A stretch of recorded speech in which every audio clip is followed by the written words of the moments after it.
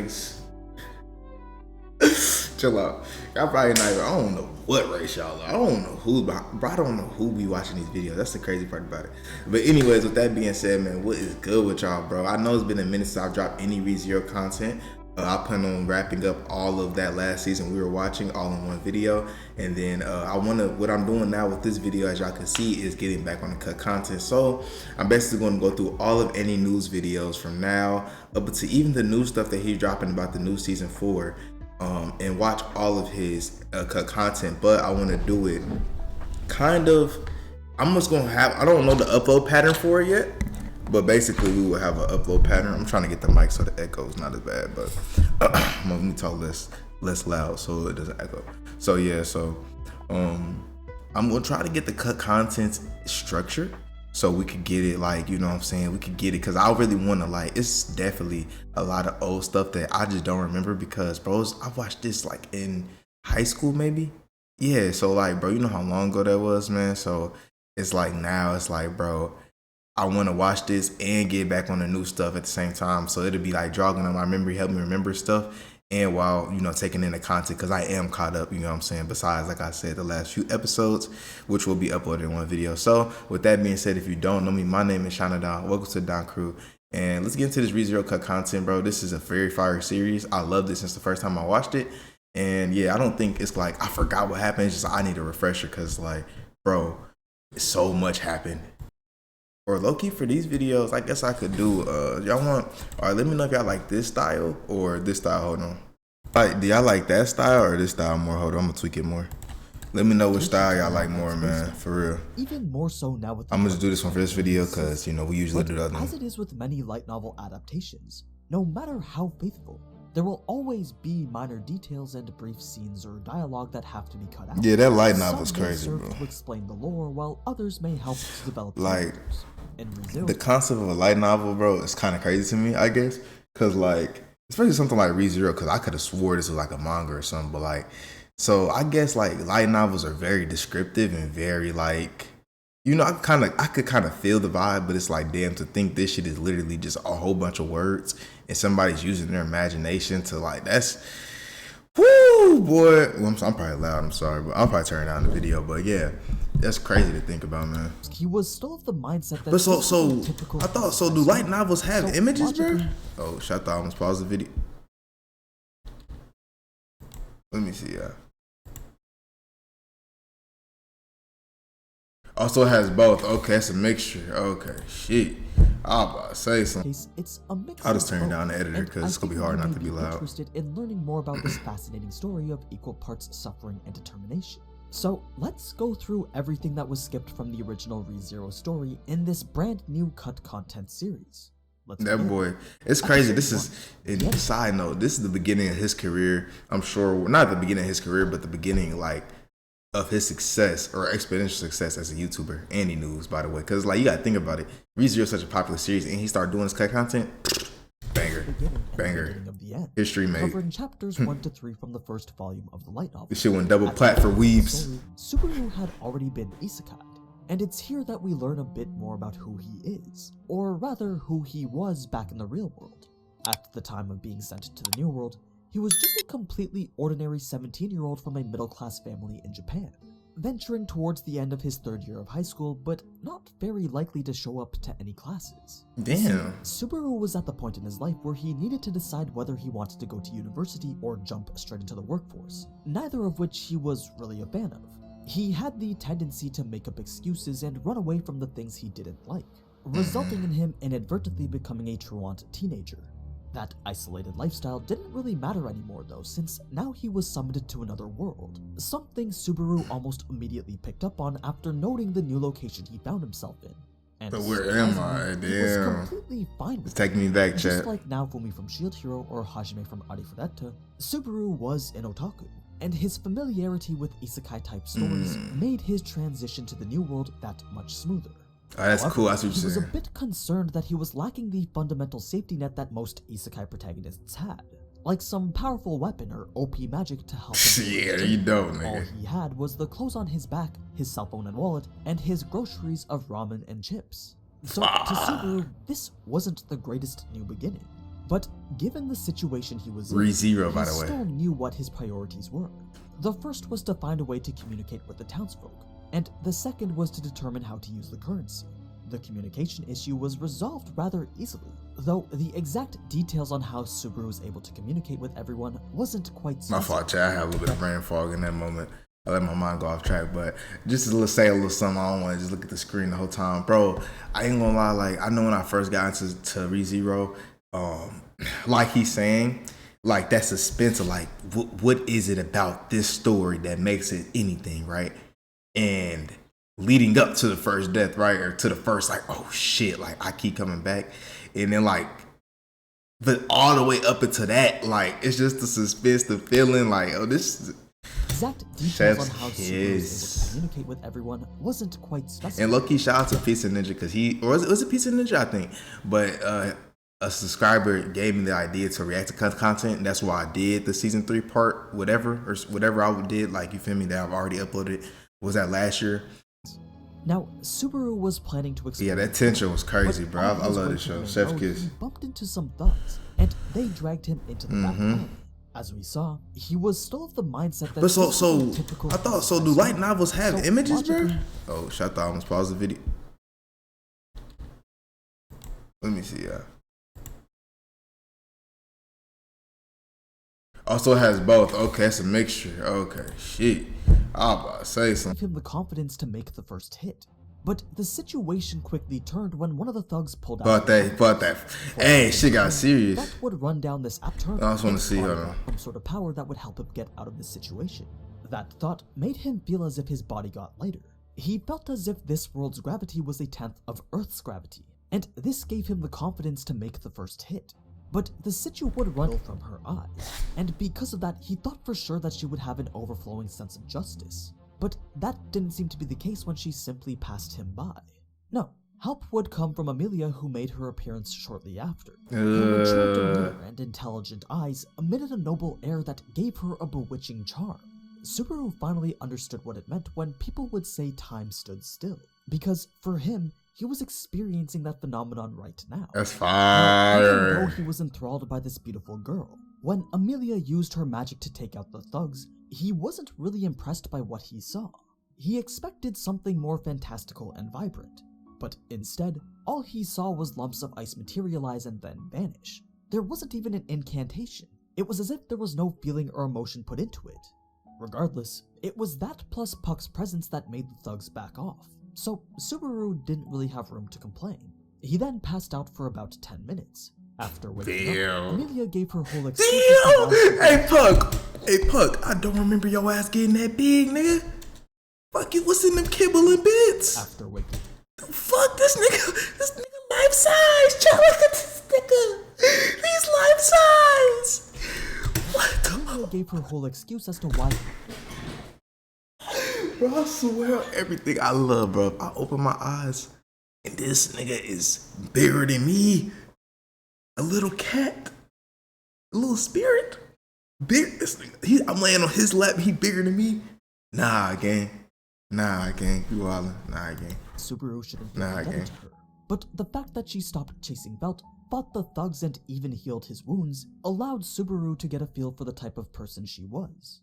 If she would do that for him, then it's likely she would go out of her way for anyone, doing things that would constantly end up with her getting the short end of the stick. That's why we fuck with Amelia, always bro. coming up negative.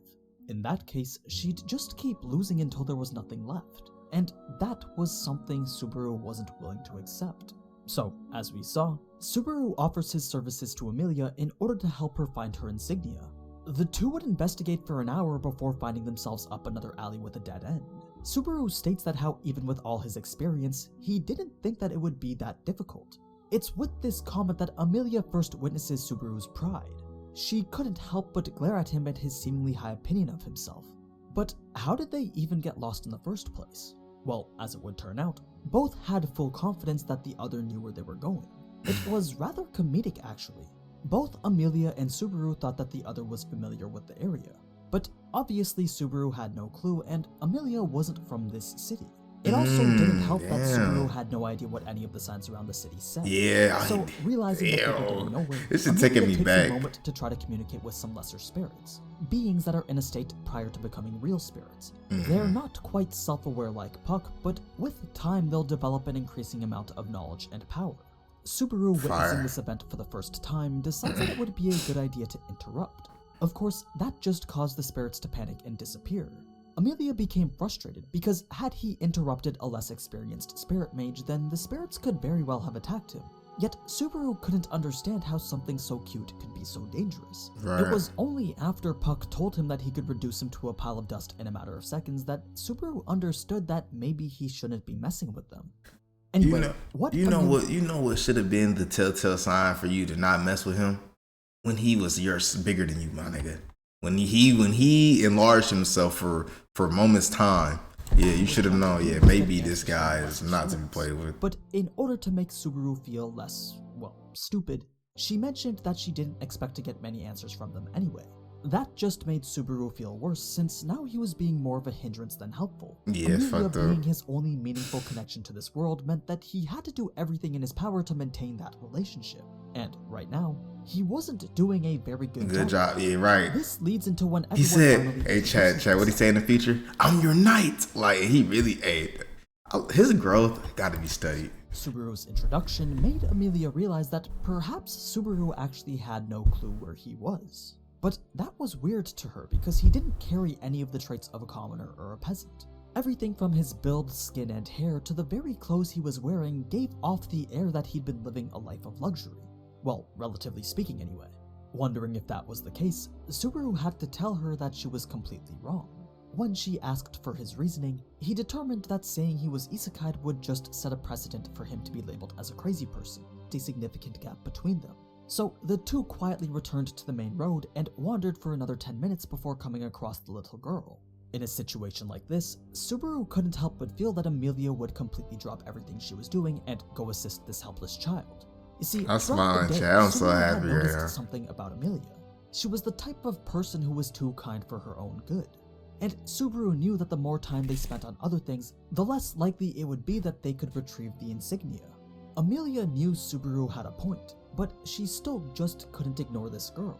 So look at Subaru and Puck. Then having their little heartwarming conversation on the bridge, they finally brainstorm what their next steps should be. Given that they were in the largest city in the nation, one that holds a population of over 300,000 demi-humans and humans alike, it's no wonder that they kept getting lost. And because they had spent an hour searching already, they didn't really have the luxury of making any more errors. Subaru figured the best approach now would be to just return to where the insignia was stolen. That way they could question any potential witnesses. Lucky for them, the Apple salesman was able to point them in the direction of a place in the slums known as the Loot Cellar. That was the place to go if they were looking for stolen goods. 30 minutes passed walking from the inner city to the slums. When they got there, Subaru expected their presence to attract trouble. But instead, the people there were actually really nice to him. Subaru assumed that it was because of his charm, but Amelia points out that it's probably because of how disheveled he looked. I mean, after his beating, Subaru had all this blood and dirt on his clothes, so he pretty much fit right in. On the other hand, Amelia's affluent appearance made her receive the opposite kind of treatment. No one would even give her the time of day. This meant that Subaru was finally able to help out since the people of the slums were only willing being able to play his role, bro. And that's what I think one of the best things about this show is like how you could take this guy who really, especially at first, right? Because we know now he's like, he got some more behind this power and stuff, but just like surface level, this guy who doesn't really have anything that makes him above average. This is an average, maybe even slightly below average guy. You know what I mean? Average, if you're average Joe, but he's a man, he's an MC, and it's not about his ability, it's about his heart. And it's like, it's so amazing how they grow this character over all these seasons, bro. And it's crazy because I'm hearing all this stuff again. It's like, I'm happy we're doing this because had gone by since it's perfect, Subaru bro. First met Amelia, and the sun was starting to set in the distance. As we know, Puck only has enough mana to manifest himself out of his crystal vassal from the hours of 9 to 5, meaning Amelia now knew that she had to take the vanguard since Subaru was so visibly weak. It did hurt when she called him out as weak, But Subaru knew that that was the only way she could phrase it, since he could tell that she wasn't very good at hiding how she truly felt. You see, even though he'd only met her a couple of hours ago, it felt as if he'd known Amelia for much longer. Already he was able to pick up on these minor traits in her personality, the edge. Normally it wouldn't have taken them 3 to 4 hours to get there, but because of everything they'd already gone through, that's how long had passed. As Subaru opened the door to go in, he was quickly overwhelmed by the dark interior. Amelia had to give him a white crystal to use as a flashlight. It was a common mineral known as lagmite ore. But before fully entering the cellar, Subaru would refer to Amelia as Satella for the first time. Up until now, he had been avoiding her name because of how she seemed to feel about it earlier. Even now, he felt a bit bad for calling her it. But this time he finally worked up the courage to say it. Amelia was taken aback for a second. The only thing she could say in response was that she'd apologize to him after. Unsure as to what exactly she'd apologize for, he said he'd prefer her to just properly thank him with a smile. This flustered Amelia even more, but to Subaru's surprise, she decided to put on actions. So after restarting, his initial confusion turned to panic when his thoughts became overwhelmed with those of Amelia and Puck. He thought that if someone as weak and unimportant as him could still be alive, then for sure Puck and Amelia had to be. He was overcome by a sense of urgency that far surpassed anything. I don't really want to leave this. No, I can't leave this video. I gotta finish this. Hold on. Panic when his thoughts became overwhelmed with those of Amelia and Puck. He thought that if someone as weak and I feel like I've missed. Unsure as to what exactly she'd apologize for, Yeah. sure to burn that image into his memory. Now, Subaru entering the shop and dying for the first time was pretty much the same in all adaptations. So after restarting, his initial confusion turned to panic when his thoughts became overwhelmed with those of Amelia and Puck. He Hold on, this is fire. thought that if someone as weak and unimportant as him could still be alive. Oh, this is okay. This is a moment I did want to talk about. And like that's what I was talking about, the first death, like the first one, like the confusion, like that tension that was in the room, like oh my gosh, like what the fuck going on? Like I love that shit. Like it's like the author know how to play on that human emotion, that human process, how the human brain processes information. Like you got to think about it, like we're thinking like, damn, what's going on? Okay, this is normal, everything's cool. Boom, what the fuck? What happened? And then it's like it just keep loop, bro. That shit's amazing. Perfect suspense. He was overcome by a sense of urgency that far surpassed anything he'd ever experienced in his entire life. Every decision he's ever made in the past paled in comparison to the soundtrack on point, all that. That's just how important finding Amelia was to him. It took him 2 whole hours, but he was eventually able to find his way back to the loot cellar, arriving approximately 2 hours earlier than the first time. If he actually knew where he was going, then he would have gotten there even faster. But remember, he couldn't read any of the signs. His only guide was the recollection of various landmarks, which frankly wasn't even very helpful considering that most of the time in his last life was spent staring at Amelia. Anyway, after knocking on the door, the old man Rom opened it with such force that it sent Subaru flying backward. He was then manhandled and grilled until deemed completely harmless, after which Rom was kind enough to let him in, hear what he had to say, and even insist that Subaru should join him for a drink because of how tense he looked. Initially, Subaru refused, since technically he was still a minor, but Rom's persistence was so in order to give it a form that has an effect on reality.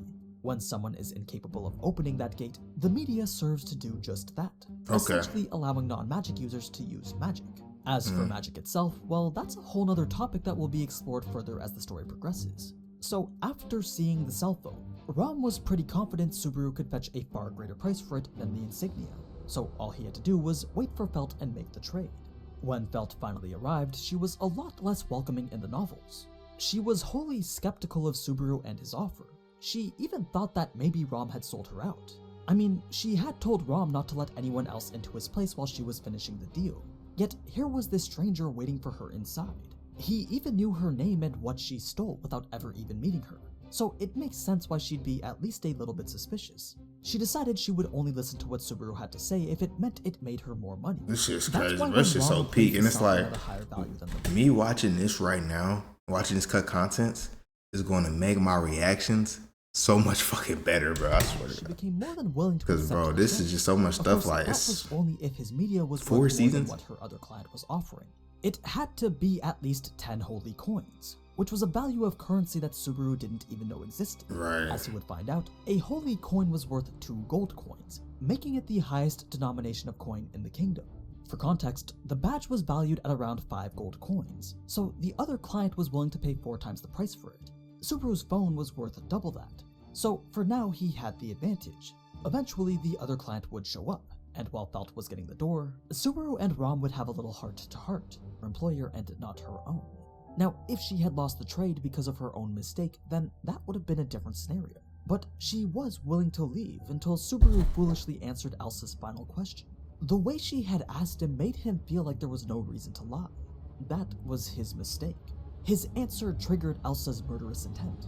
Had Felt and the old man not quickly intervened. At the end, we know the deal goes in Subaru's favor, leaving Elsa with nothing but a look of disinterest since the fault was with her employer and not her own. Now, if she had lost the trade because of her own mistake, then that would have been a different scenario. But she was willing to leave until Subaru foolishly answered Elsa's final question. The way she had asked him made him feel like there was no reason to lie. That was his mistake. His answer triggered Elsa's murderous intent. Had Felt and the old man not quickly intervened, then Subaru would have died right there. Now, given the tight space they were in and the size of Rom's weapon, it seemed as if Rom had the advantage. I mean, there wasn't really much room to work with, yet somehow Elsa seemed in control of the fight. She quickly dispatched the old man, then moved on to Felt. Subaru knew that she didn't stand a chance. He wanted to scream and distract Elsa so that Felt could run away and maybe get help. Even buying her time by sacrificing himself was much better than simply letting her die. Yeah, oh God, that would have been It was terrible. his fault that this was happening. But after coming to that conclusion, Felt had already leapt to engage Elsa. Her first direct strike missed, so she decided to try again from a different angle, using all the walls and ceiling as surfaces to switch her momentum. But even with all that speed, Elsa never lost track of her. Hey, I'll talk She about caught real Felt deal of straight through the demon. chest, deep enough to show a clean slice through not only her bones but organs as well. So, with what was pretty much the only 2 threats down, Elsa's expression returned to what seemed to be its normal state, one of pure boredom. It was like nothing had even happened. This angered Subaru since the unlikely relationship he got to witness between the old man and Felt was now gone. It was as if, in the end, it was all completely meaningless. So Subaru tries to That weak ass that part. just leads to him getting a broken nose. Oh God, she just whooping this nigga at this The only point. reason he was able to get back up was because of the endorphins his brain released to reject the pain. Somehow he felt better now though, but the outcome didn't change. His next attack resulted in him getting blown away again, leaving him with a broken shoulder this time. Subaru started to scream even more, not because of the pain, but instead because of the hopeless situation he found himself in. That Elsa terror, struck bro. his jaw to shut him up, also removing most of his already shattered teeth in the process. Despite all that though, Subaru got back up. His determination was admirable, but unfortunately, it was too little She put that blade out, Elsa was nigga. bored now. She figured that it was time to finish the job. Once they start licking the She weapon, stepped in the you shop, know it's hiding over, her gang. presence, Fuck and all leaving that. That's some Subaru freaky unsure as to shit. where the next attack would come from. For real. All he could do was rely on the brief sounds that came from her light movements. By the time Subaru realized where she was coming from, he was barely able to sidestep the first blade. So going into the counterattack made him vulnerable to her second blade. With his stomach now open, Subaru's pain could no longer be suppressed. He collapsed to the floor, screaming in agony all while his consciousness began to fade. It brought him to an all too familiar state. Yet, just as it was the first time around, he couldn't help but cower in the face of death. Numerous questions raced through his head, but that all led to a fear that he couldn't help but succumb to. No matter how much he wanted to reject death, death still came, and so Subaru died for the second time. Bringing us to a good endpoint for this episode of Cut Content. As you can tell, the only thing this episode missed was very minor details. Still though, it helps to paint a better picture of the overall plot and development of certain characters. And It is nice, bro. Shout out to AniNews for this. I'm very excited to start this series up again. Give me 1 second, actually. Not gonna lie, that was fire. I enjoyed that. Shout out to AniNews, bro. That was heat. I ain't gonna lie. I'm very excited to do this series. Like I said, very excited, feeling it. I ain't gonna lie. Sorry, I was a little distracted. Gotta go do stuff with my siblings after this video, bro. But this shit was fire. I'm not gonna lie. I'm very excited. I just keep saying the same thing because that's it, bro. This is the first episode down of this. It's definitely jogging some memories back.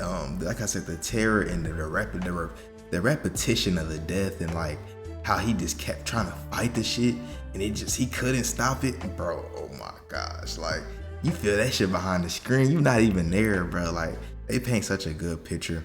Kadokawa does such a good job with this. Like, well, I'm pretty sure. I don't know if they've animated all 4 seasons. I'm pretty sure they have. Yeah, I think they have actually. But yeah, bro. So like, it's amazing. They're doing a great job. They've been doing a good job, and I've loved it since. But it's good to get this redraw. Like I said, it's probably been 7 years or so, maybe even more, or so, 7 plus maybe.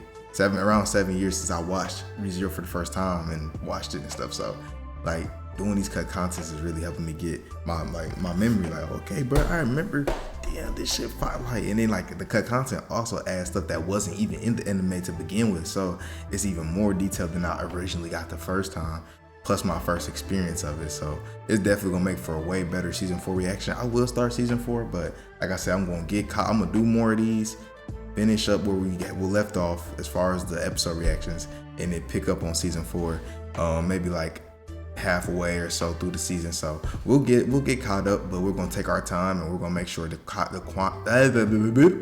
sure the content is quality. I want to put the quality here, but I also want to bring the quantity. I want to bring the consistent videos for y'all. So I want to have both. So that's why I'm doing this series, because I feel like it's just gonna be good for all of us, bro. The videos, we get more videos, we get better reactions, because I'm actually in the story more, because I remember the details and the shit hitting it. But I love y'all.